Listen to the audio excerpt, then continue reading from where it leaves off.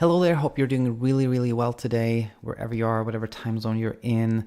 And we are going to talk today about some questions that Tatyana has. And as I'm preparing to kind of go over an email here, it's a lot of overlap between an episode I just published, which is about Ellen. So Ellen and Tatyana, hopefully you can maybe learn from each other here, and everybody else out there that's listening. Hopefully you will learn a lot here as well. Before we get on to this email from Tatyana, as always, nothing here is medical advice to you, Tatyana, or anybody else, but just general thoughts and questions, general thoughts and advice rather, that I hope will be helpful. So let's get on with this. 15 hours ago, I received an email. Dear Daniel, thank you so much for your YouTube channel. I can't remember exactly when I developed sleep maintenance insomnia, but definitely on the order of 7 to 10 years ago. I'm 45 now. For most of this history, it would occur in the context of work stress and anxiety, and would go away when things got less stressful at work and my anxiety abated. The worst episode lasted over a month, in July to August of 2017, when I was working on the most important project of my career. After this project was completed, I went on vacation with my family and started sleeping normally almost immediately. For about a year, I felt cured, like nothing could make me anxious again after what I had been through. I slept well for the most part, but looking through my calendar for 2018, I did have 1 to 2 nights of insomnia every 1 or 2 months. So just commenting on this, some people have more or less of a tendency to develop insomnia, and we can tell here that you have this kind of predisposition that anxiety creates insomnia in your case, but that can be normal. That is normal, in fact, for all of us. When we're anxious, we sleep less. And in what happened in 2017, after the project was completed, that was causing the stress went away. You slept better again. So this whole episode was actually completely normal, but it tells us that you have a little bit of predisposition towards insomnia, which we'll just keep in mind. Let's go on reading. In early September of 2018, I transitioned to what I now interpret as psychophysiological insomnia. The trigger was an early morning train ride to go to a race. I'm a runner. I woke hours before my alarm and couldn't get back to sleep. Although looking back at my calendar, I had been having trouble for sleep a good part of August, subsequent to food poisoning that kept me up all night. But for some reason, this did not affect me emotionally, perhaps because I was running so well. So there was something I wanted to, I wanted to comment on the fact that you have a calendar. It seems like you're tracking your sleep, which I guess may be part of like, you being an athlete. And if it's in that context, I don't think it's a bad thing. But it could, if it wasn't for that reason, if you're just kind of keeping track for the sake of keeping track of sleep, then it signals to me that you may have a little bit of a preoccupation with sleep, like you're worried about your sleep. And just because, and I just mentioned that because that is another kind of risk factor for developing insomnia. And so, okay, so let's go on from this. So we are early 2018. The morning of my race, I drank a lot of strong tea, but I had a great race and a wonderful time with friends. When I returned that evening, I was completely exhausted and slept well, but 2 nights later, the insomnia started. I wrote in my calendar, asleep at 10, wake at 1 a.m., could not fall asleep. Why? I did not feel any particular pressure at work, but my insomnia continued and my anxiety rose. So we have seen, I think we have seen that you have a little bit of predisposition towards insomnia. We have maybe several kind of triggers, but I think already now we have gone into like the perpetuating insomnia state, whereby you started to worry about your sleep, you started to become concerned about your sleep, and those concerns and worry and just thinking about sleep is now what's feeding the insomnia. Okay, let's go on. This was qualitatively different from my previous insomnia because there was no major work stress. I was more secure at work than ever before. Because of this, I made an appointment with a mental health therapist. She suggested I should be evaluated for sleep apnea, since I was describing waking suddenly in the night with my heart racing. I went to my primary care physician, got a referral to a sleep doctor who prescribed an at-home sleep study, which failed, and then an in-clinic sleep study, which I had December 2018. The sleep doctor did also mention CBTI and referred me to a therapist. I just want to go back, actually, I forgot this. You said it felt different from my previous insomnia because there was no major work stress. Exactly right. Now, this is not quote unquote normal anymore. It's not like stress is causing insomnia. The insomnia has developed a life of its own. So now we're beyond that kind of quote unquote normal state. Okay, let's go on. A sleep doctor mentioned CBTI, referred me to a therapist, but my insomnia stopped suddenly in mid-October and I didn't follow up at the time. I attributed this to the vitamins that I had started taking. I convinced myself that I had developed zinc deficiency because I had been supplementing a lot of iron. I found some scientific papers that linked zinc deficiency to poor sleep and advice from a dietitian to supplement zinc with iron. Looking back, and I believe that I experienced a very strong placebo effect from the vitamins. I was still waking up at night, but I remained calm and fell back asleep, which restored my sleep confidence. I still felt that my sleep was highly fragmented, but much better than before. Now we're definitely getting into like the perpetuating insomnia stage where, you know, you're looking for things to help you sleep, and those things are actually, you know, the search for those things, the preoccupation of sleep again is feeding it. And what there was something else I felt I wanted to. I think that was really that was really what I want to comment on in this section. No, now I remember. Here's the thing. It sounds to me as just as, you know, with Ellen, who I just made an episode similar to this one for or about, very similar. You are also very health conscious. You know, you are also very like you read a lot. Intelligent people have a higher tendency to develop insomnia.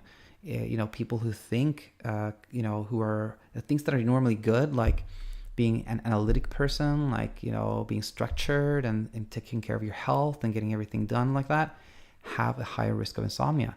Very, very typical and very similar to Ellen again, and many others. People who are health conscious, even like health freaks, very much have a tendency to develop insomnia. Let's go on. The sleep study on what I felt was a better night than average resulted in diagnosis of mild upper airway resistance syndrome. I had a total of 6.5 hours of sleep, and my sleep efficiency was 88% with 6 awakenings, mostly during the latter part of the night. The total respiratory disturbance index was 5.9, but 22.6 during REM. This to me explained my sleep maintenance insomnia. I was being aroused by my respiratory efforts, and if I was keyed up, this produced insomnia. The sleep doctor recommended Theravent, no strips, but I was allergic to them and gave up after a couple of attempts. In February 19, I started taking didgeridoo lessons because I had read that this is an effective way to improve snoring.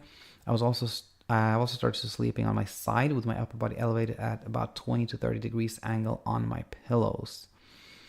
And on this section, I think I'll just say that for those of you who are completely new to this, or for most of you, respiratory disturbance doesn't really mean anything, but what it is like how many times per hour do you have some type of like disturbed breathing, let's call it. And that measure, the RDI, has pretty much is pretty much obsolete now. We use something called AHI, apnea hypopnea index instead. And using that measure, the AHI, I'm convinced that, or actually by what you're telling me, I can tell that you didn't have obstructive sleep apnea. And, you know, the field of sleep medicine has moved from kind of not even recognizing upper airway resistance syndrome. We just say, you know, either you have sleep apnea or you don't. So kind of my takeaway from what you're writing here is that you don't have sleep apnea. You know, it was a normal study.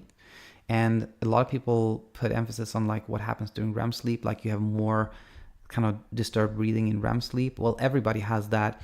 Just because your kind of events, like when you have difficulty breathing, is clustered rather than like spread out, to me, doesn't make any difference really. Like the take-home message is that you don't have sleep apnea. So just to comment on that. Meanwhile, I'm continuing to read here. Meanwhile, I continued to take vitamins and slept through most nights, although I had an increasing frequency of sleep maintenance insomnia since January, with a really bad week mid-March, again, not linked to any obvious work stress. It didn't make any sense to me that I would still have a vitamin deficiency after taking the vitamins for so long, and they stopped working. That is, in parentheses here, I stopped believing that they were helping me. This is when I started thinking about the referral for CBTI and found your videos on YouTube. After listening to many of your videos, I realized that I had a lot of beliefs and behaviors that perpetuate insomnia. When I read this the first time, I was really encouraged. Like you have made that insight that the vitamins actually didn't work. Like you stopped believing in them. That is hard to do often, but you've done that, and you're questioning a lot of the beliefs and behaviors, which is a great start. And this made me very, very encouraged. Okay, let's see. A week ago, I started using an alarm to wake up at the same time every day, something that I had not done for most of the past 2 years, forcing myself to not to snooze on the couch after dinner. This was really hard. Not looking at the clock during the night, having the alarm set helps with this, and not taking anything to fall asleep when I wake up in the night. I've cycled through Ambien, diphenhydramine, CBD oils over the years. I'm still waking up in the night, but I'm feeling a lot more confident and optimistic. Oh, that's great. I didn't really pick up on that first time I read this through, but that makes me really, really, really encouraged. The fact that you have this optimistic outlook is great. I have a few questions that you have not yet addressed in your videos and would like your opinion. Absolutely. Let's do it. Number one, I put a podcast to fall asleep, both when I go to bed and when I wake up at night. I realize now that this distracts me from thoughts and worries about sleep. However, I have read that we can hear during our sleep. Could the podcast be disturbing my sleep? I feel very dependent on the podcast to fall asleep. Is this a habit? Should I change it? Okay, good question. Now, you note yourself. I realize that it distracts me from my thoughts and worries about sleep. That is fantastic. And, everybody has a ritual. Most people don't even think about it, but I can just talk about myself. At home here, I turn off the lights, brush the teeth, go to bed, and then me and my wife watch typically some Netflix show and then go to sleep. So that watching that Netflix show for me takes my thoughts from everything. I really just kind of enjoy it and then go to sleep. It seems like that's what the podcast is doing for you. Now, the podcast seems like, it goes on even after you fall asleep. Could the sound be disturbing your sleep? I'm not worried about that. You would know that. You would know that the sound from the podcast woke you up and disturbed your sleep. If you're asking that question, to me, that means that you haven't noticed it disturbing your sleep, which is kind of the first thing. And the second thing, which I think is more important, is how do you feel during the day? If you're waking up and you're feeling rested, you're feeling like you slept most of the night, then no, it's not disturbing your sleep because you feel good. How you feel is always, always, always, always, always the best judge of how you slept, not how many hours you clock on a Fitbit, not, what some person next to you says. It's how you feel during the day that matters, always. Number two, when I wake up in the night, I'll leave the bed and move to my couch where I lie down, turn on the podcast and fall asleep until my alarm.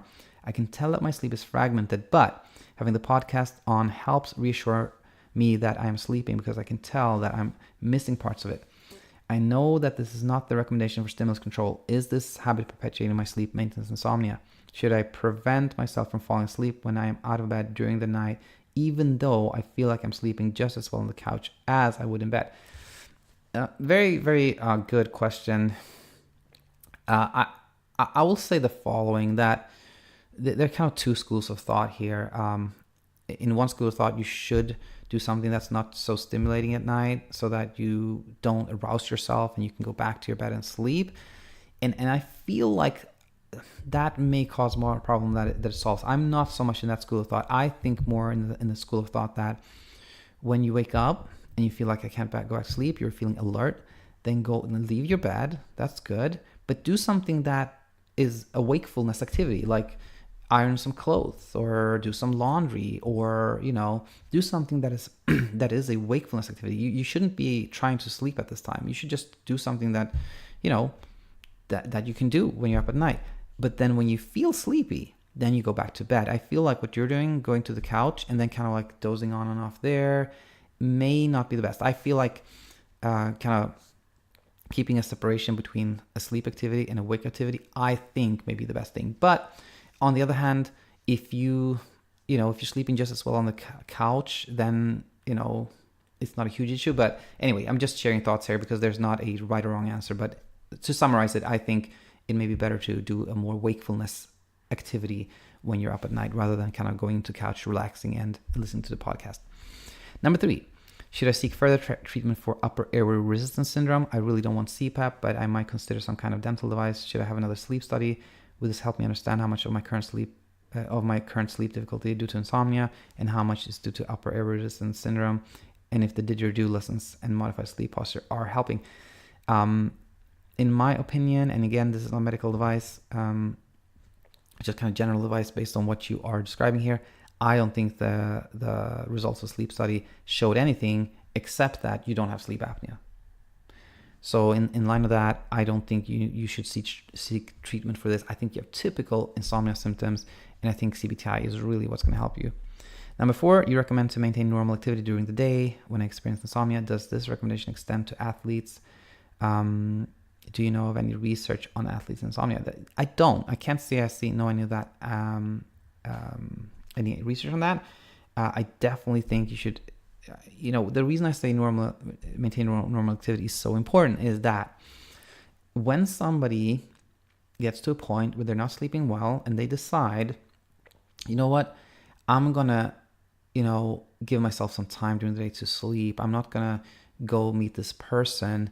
Then that becomes a giveaway to the insomnia. The insomnia takes that time and just makes you think about sleep. It highlights the fact that the thing you're giving up, the fact that you're giving up is it highlights the fact that you have trouble with sleeping, thus making everything worse. So that's why I think it's really important not to change anything, live your life, be active. I think that's the really best part of that. Let's see. I think I had another email from Tatyana before we move on here. She says, okay, thank you for email. And she said, yes, you could do this reply. I'm now getting up at 5 every morning. I was getting up between 3 and 8 when I wasn't setting an alarm, trying to sleep until it was light, but just giving up sometimes for sleeping in if the drugs worked. I'm now trying to delay my sleep to 10 p.m. or later. I had the habit of falling asleep on the couch around 8:30 or 9 and then moving to the bed. Last night I was so sleepy I was in bed at 9:30. Tonight I'm less sleepy and I'm still up at 10:30 writing this email. Falling asleep has never been a problem. It was always staying asleep. In this paragraph here, I read a lot of good things, like you're actually setting an alarm in the morning, trying to get that wake up time consistent. Super, super, super, super important. The second thing is there's a lot of opportunity for improvement here. Definitely try to avoid sleeping on the couch. Super important. Last night I was so sleepy I was in bed at 9:30. Try to stay up later. Try to reach that point at, let's say 5. Let's say you give yourself a 6.5 hour window. I'm just making that up, but let's say you get up at 5, then you should be in bed not before 10:30. So try to make it a little later.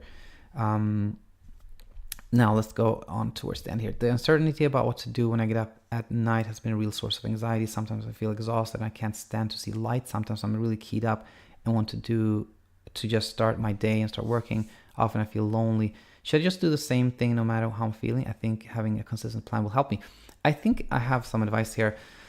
So in those times when you're really keyed up and you just want to start my day and start working, if it's close to 5 a.m., then I think that's probably the best thing to do. Just get up and start your day.